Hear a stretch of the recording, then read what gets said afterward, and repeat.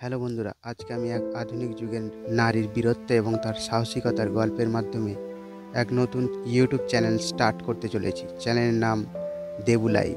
চলো বেশি দেরি না করে গল্পে ফিরে যাই।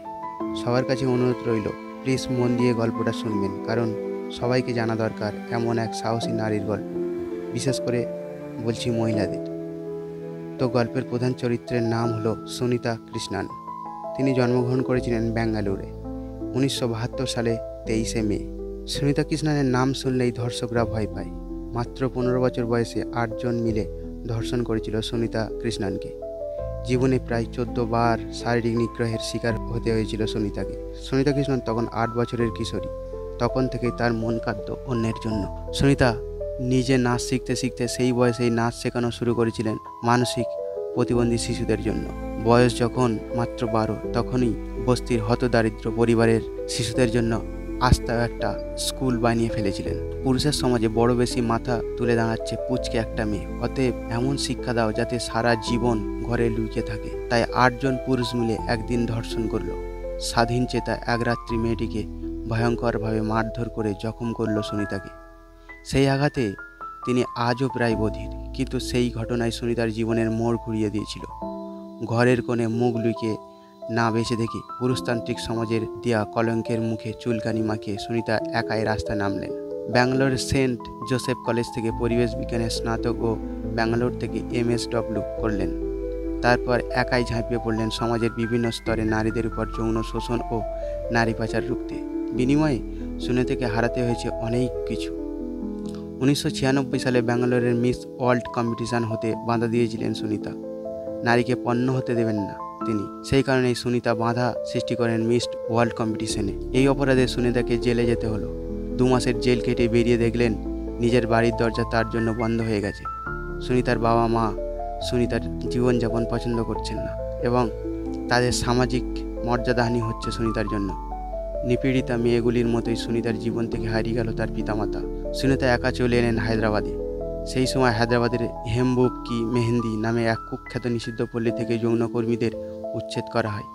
সেই নিষিদ্ধ পল্লীর ঘরেই যৌনকর্মীদের সন্তানদের জন্য স্কুল এবং পেশা হারানো যৌনকর্মীদের জন্য হাতের কাজে শেখানোর ব্যবস্থা শুরু করলেন। সমাজকে নগ্ন করতে লাগলেন নিজের ব্লগের পাতায় পাতায়। শুরু করলেন ব্লগ। কত শত মেয়ের যন্ত্রণা উঠে এসেছে সুনিতার কলমে। সেখানে আছে একটি 4 বছরের মেয়ের কথা, যাকে ধর্ষণ করেছে তারই বাবা, কাকা, দাদা, খুড়তুতো ভাই ও প্রতিবেশীরা। ব্লগের মধ্যে সুনিতা জানিয়েছেন কিভাবে নারী পাচারের নিত্য নতুন পদ্ধতি বার করেছে পাচারকারীরা। কৃতদাসের চেয়েও খারাপ অবস্থায় রাখা হয় পাচার করে আনা মেয়েদের। কিভাবে দিনের পর দিন অত্যাচার সয়ে শারীরিক ও মানসিক দিক থেকে চূড়ান্তভাবে ক্ষতিগ্রস্ত হয় নিপীড়িতা মেয়েগুলি। বেশিরভাগ মেয়ের জীবন শেষ হয় এইডস দিয়ে। কুকুরের মৃত্যু জোটে তাদের কোনো এক গলির নর্দমার পাশে। সুনিতা নিজের কাছে থাকা সব কিছু বিক্রি করে তিনি তৈরি করলেন তার স্বপ্নের সংস্থা পথচলা। পাচারকারীদের হাত থেকে উদ্ধার করা মেয়ের আশ্রয় ওই পুনর্বাসনের ব্যবস্থা শুরু করলেন তার এই সংস্থা পথচলা মাধ্যমে। হাতের কাজ শিখিয়ে পাচারকারী নারীদের মূল স্রোতে ফিরিয়ে দেওয়ার পর্যন্ত নিপীড়িত মহিলাদের পাশে রইলেন সুনিতা। পেশায় যৌনকর্মীদের জন্য এবং অসহায় মেয়েদের জন্য সুনিতা বানালেন আবাসন ও তারপর কারখানা। সেখান থেকে carpentry, welding, painting, masonry, housekeeping সহ আরও অনেক ট্রেনিং দেওয়া হয়। করা হয় চাকরির ব্যবস্থাও। এইডস আক্রান্তদের চিকিৎসা ও আশ্রয়ের ব্যবস্থা করা হয়। অসহায় ও শোষিত মেয়েদের আইনি সহায়তায় দেওয়া হয়। এমনকি সব অসহায় মেয়েদের বিয়ের ব্যবস্থাও করে পথচলা।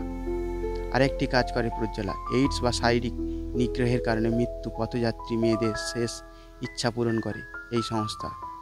অসহায় মেয়েদের জীবনের শেষ মুহূর্তেও পাশে থাকে সুনিতা। আজ পথচলা পৃথিবীর সবচেয়ে বড় অ্যান্টি ট্রাফিকিং শেল্টার।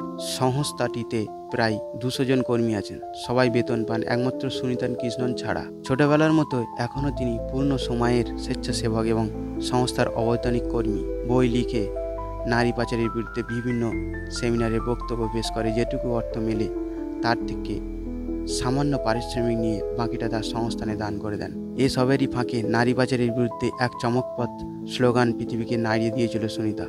স্লোগানটি হলো real man don't buy sex. সারা পৃথিবীতে 108 কোটি মানুষের কাছে পৌঁছে গেছে স্লোগানটি। সুনিতা পেয়েছেন পদ্মশ্রী 2016 সালে সহ প্রচুর দেশি এবং আন্তর্জাতিক পুরস্কারও। বিভিন্ন বয়সের প্রায় 12,000 নারীকে পাচারকারীদের কবল থেকে এ পর্যন্ত উদ্ধার করেছেন সুনিতা কৃষ্ণন। তার চেষ্টায় কয়েক হাজার নারী পাচারকারীকে আজও জেলের ঘানি টানতে হচ্ছে। তবুও আজ সমাজের বাধার সম্মুখীন হতে হয় তাকে। এখনও অবধি মোট 14 বার শারীরিক নিগ্রহের শিকার হতে হয়েছে সুনিতাকে। আজও খুনের হুমকি, গাড়ি চাপা দিয়ে সুনিতাকে মেরে ফেলার চেষ্টা করা হয়েছে। তার দিকে অ্যাসিড ছড়াও হয়েছে। কণ্ঠ রোধ করতে এগিয়ে আসে কয়েকশো হাত, তবুও কিন্তু সুনিতার শক্ত মেরুদণ্ড আর নিষ্পলক ঠান্ডা চাহনি তাকে জিতে দেয় প্রতিটি যুদ্ধ। কুর্নিশ জানায় সুনিতা কৃষ্ণনকে, তিনি যেন বারে বারে নারী রূপে জন্মগ্রহণ করেন